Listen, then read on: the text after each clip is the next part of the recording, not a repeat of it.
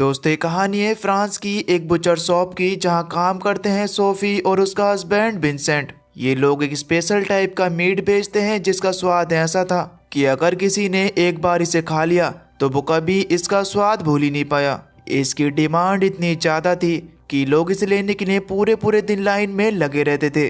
लेकिन हैरानी की बात तो ये होती है कि ये मीट किसी जानवर का नहीं बल्कि इंसानों का था। हाँ, आपने सही सुना, ये लोग इंसानों को मारकर बेचते थे।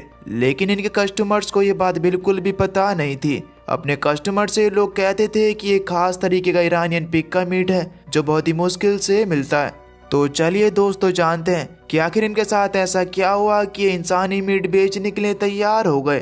तो कहानी की शुरुआत में हम इस कपल सोफी और विंसेंट को देखते हैं, जिनकी शॉप की हालत बहुत ही ज्यादा खराब थी। इनकी शॉप पर बस कुछ गिने चुने कस्टमर्स ही आया करते थे।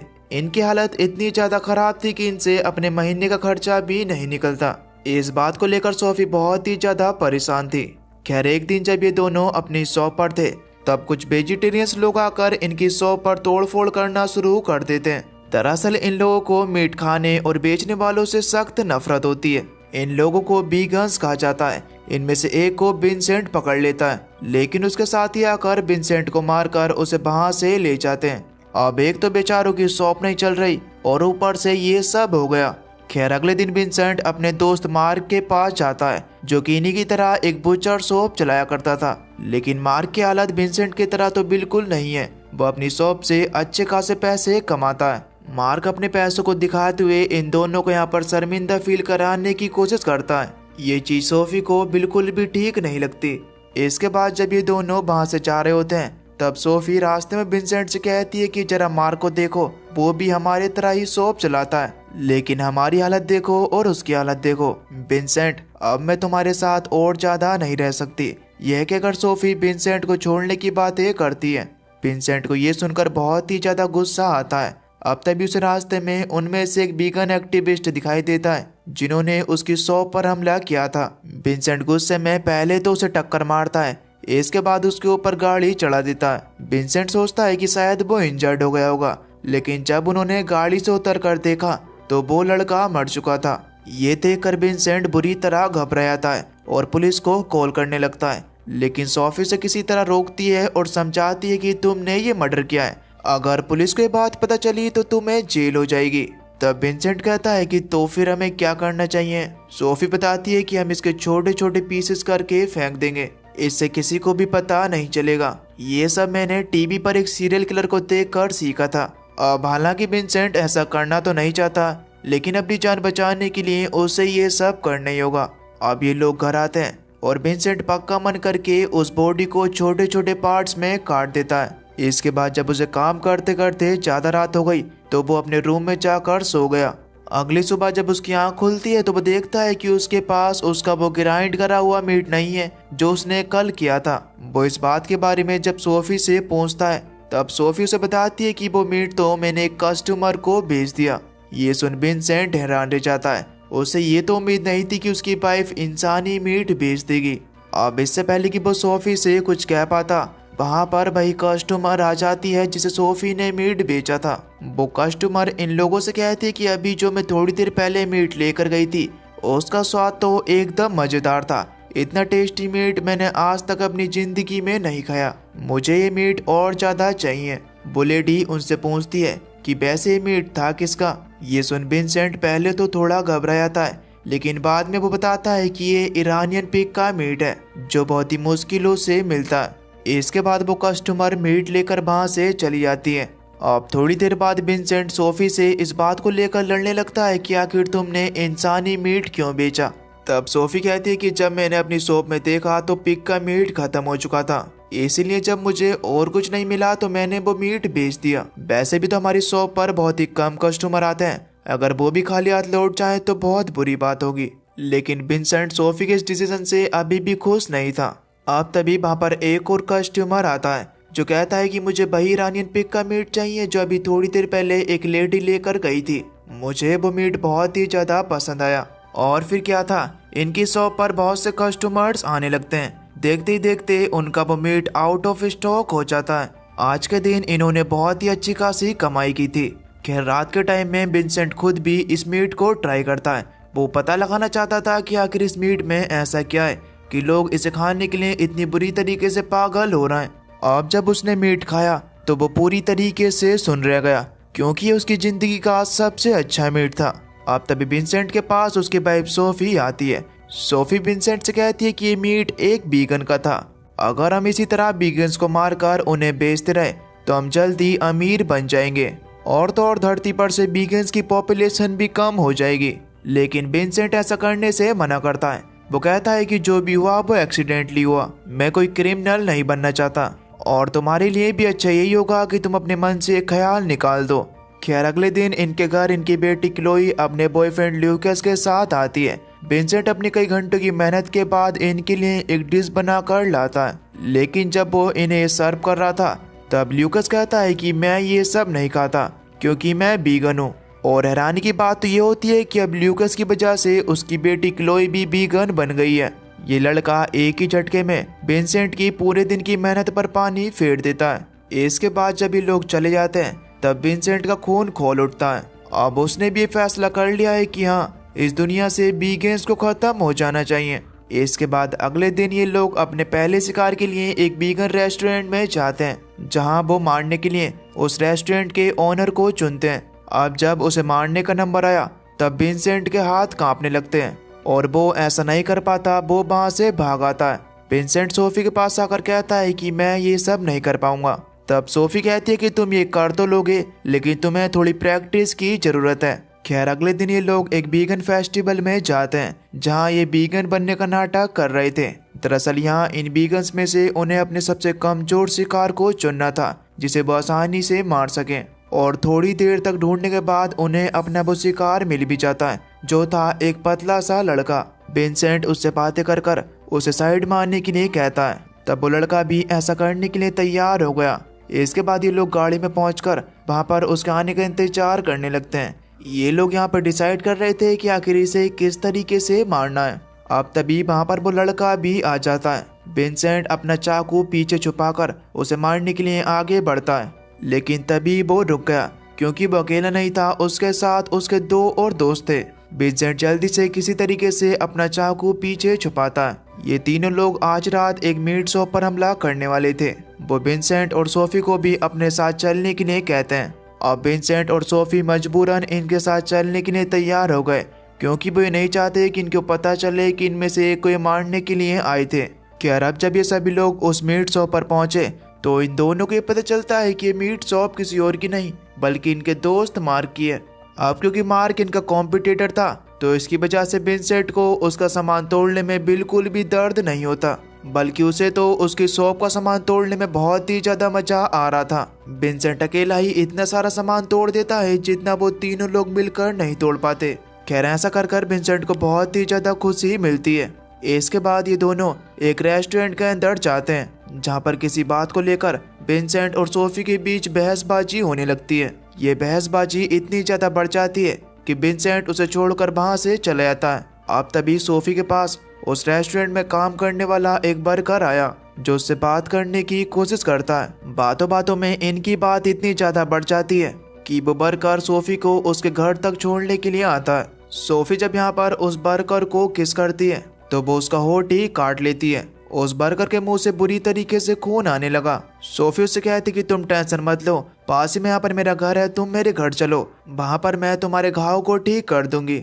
इसके बाद सोफी उस वर्कर को अपने घर लेकर आती है। सोफी साइड में जाकर विंसेंट से कहती है कि अब तुम्हें ज्यादा टेंशन लेने की जरूरत नहीं है, क्योंकि मैं अपने शिकार को घर ही लेकर आ गई हूँ, तुम्हें बस अब उसे मारना है। लेकिन इस बार भी विंसेंट के हाथ उसे मारने के लिए नहीं चलते। वो कहता है कि मुझसे ये सब नहीं हो सकता। तब सोफी कहती कि अच्छा, अगर तुम उसे नहीं मार सकते तो आज रात में उसके साथ ही जाकर सोऊंगी।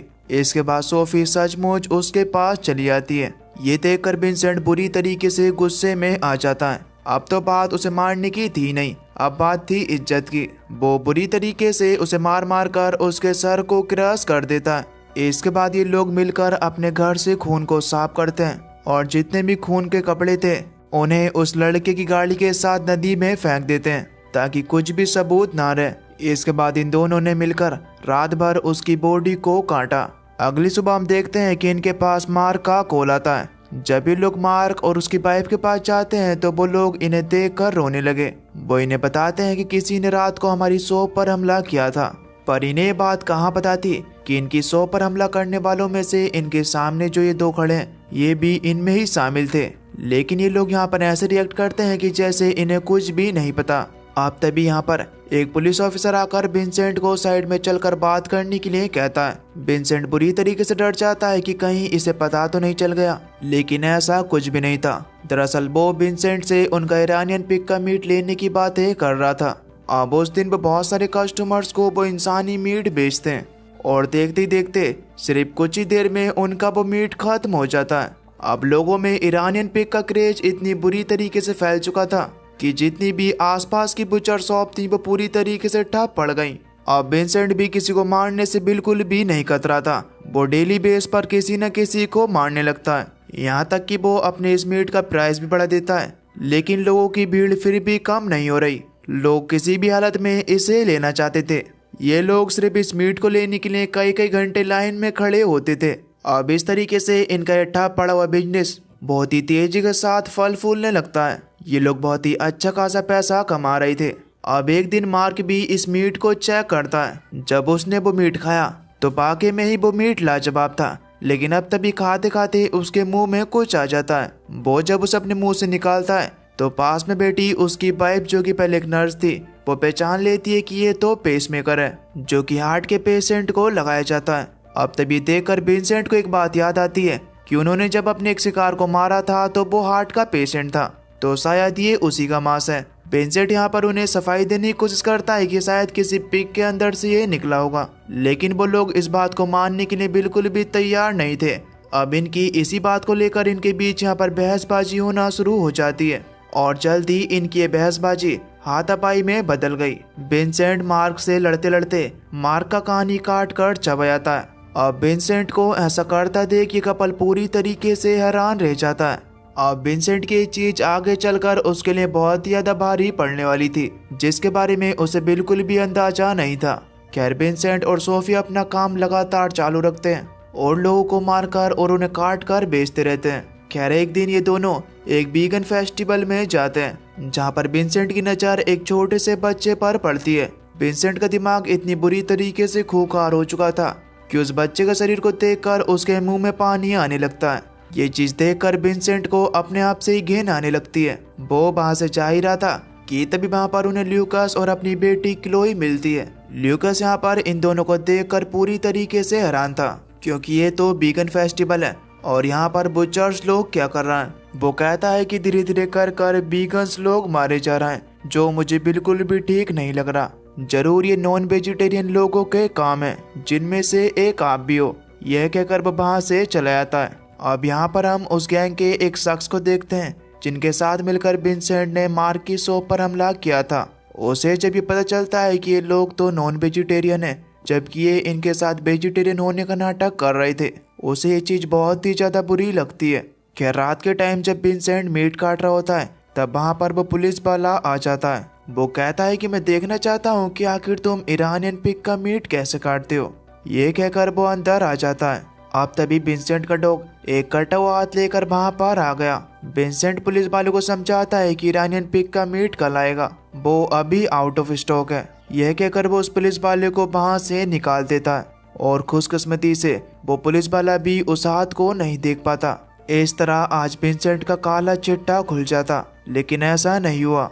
खैर थोड़ी देर बाद इनके पास ल्यूकास आता है। ल्यूकास इन दोनों से कहता है कि आज जो मैंने आपके साथ वीगन फेस्टिवल में किया उसके लिए मैं शर्मिंदा हूँ। दरअसल मैं अपने वीगन दोस्तों के मिसिंग होने से बहुत ही ज्यादा परेशान हूँ। सोफी यहाँ पर विंसेंट को ल्यूकास को मारने के लिए कहती है, क्योंकि अब उनका अगला शिकार यही था। ये देख विंसेंट हैरान रह जाता है, क्योंकि वो जानता था कि अब सोफी पूरी तरीके से पागल हो चुकी है। उसने सारी लिमिट क्रॉस कर दी है। विंसेंट जल्दी से ल्यूकास को अपने घर से बाहर निकालता है। सोफी विंसेंट से कहती कि ये तुमने क्या कर दिया, ये तो हमारे लिए होम डिलीवरी थी। तब विंसेंट कहता है कि अब बहुत हुआ, मैं अब ये सब और ज्यादा नहीं करने वाला। खैर सुबह होने पर विंसेंट सभी से कहता है कि अब ईरानियन पिग का मीट खत्म हो चुका है और ये अब कभी भी नहीं आएगा। दरअसल ये मीट अब एक्सपोर्ट होना बंद हो चुका है। ये सुन सारे कस्टमर बहुत ज़्यादा निराश होते हैं क्योंकि वो बहुत देर से लाइन में खड़े हुए थे। अब ऐसा कर कर विंसेंट सोफी को शॉप में अकेला छोड़कर वहाँ से चला जाता है। अब जब सोफी शॉप में अकेली थी तो अब तभी वहाँ पर भाई 3 बीगन्स आते हैं। वो लोग यहाँ से सोफी को किडनैप कर कर अपने साथ ले जाते हैं। दरअसल वो इन दोनों से बुरी तरीके से चिढ़ चुके थे। वो कहते हैं कि हमें तो ये लगा था कि तुम बीगन हो, लेकिन तुमने हमारे साथ बीगन होने का नाटक किया। अब इसकी सजा तो तुम्हें जरूर मिलेगी। विंसेंट जब वापस आता है तो वहाँ पर उसे उन लोगों की बैन दिखाई देती है। वो जब अपनी शॉप के अंदर गया तो वो देखता है कि वो गुंडे उसकी वाइफ को बंदी बनाकर रखे हुए हैं। यहाँ पर विंसेंट का डॉग एक पर अटैक कर देता है और एक दूसरी लड़की को विंसेंट तुरंत ही मार देता है। पर उनमें से जो आखिरी एक्टिविस्ट बचा था वो विंसेंट से फाइट करके उसे एक हुक में लटका देता है। विंसेंट की हालत बहुत ही ज्यादा खराब थी। अब तभी इतने में सोफी अपने आप को आजाद करके एक हुक उस एक्टिविस्ट की तरफ फेंक कर उसे भी मार देती है। अब मूवी के लास्ट में हमें दिखाया जाता है कि मार्क और मार्क की वाइफ ने पुलिस को इन्फॉर्म कर दिया था कि उन्हें विंसेंट और सोफी पर शक है। जब इस चीज के बारे में इन्वेस्टिगेशन हुई तो विंसेंट और सोफी पकड़े गए। विंसेंट और सोफी ने मिलकर साथ में पूरे 30 मर्डर किए थे, जिसके चलते इन दोनों को फांसी की सजा सुनाई जाती है। और बस दोस्तों, इसी के साथ ये मूवी यहीं पर खत्म हो जाती है। दोस्तों, मैंने ये वीडियो बनाई है सिर्फ एंटरटेनमेंट के लिए, तो आप इस वीडियो के बारे में ज़्यादा ना सोचें और इसे सिर्फ एक मूवी की तरह लें जैसे नॉर्मली मूवी होती हैं। बाकी मैं नहीं चाहता कि इसे देखकर किसी की भावनाओं को ठेस पहुंचे। तो आपको अगर ये वीडियो अच्छी लगी हो तो प्लीज़ वीडियो को लाइक कर देना, और अगर आप चैनल पर नए हो तो प्लीज़ चैनल को सब्सक्राइब कर बेल नोटिफिकेशन को ऑल पर सेलेक्ट कर देना, ताकि अगली वीडियो की नोटिफिकेशन आपके पास सबसे पहले आ सके। तो चलिए, मैं मिलता हूँ आपको न्यू इंटरेस्टिंग वीडियो में। तब तक के लिए खुश रहिए और अपना ख्याल रखिए।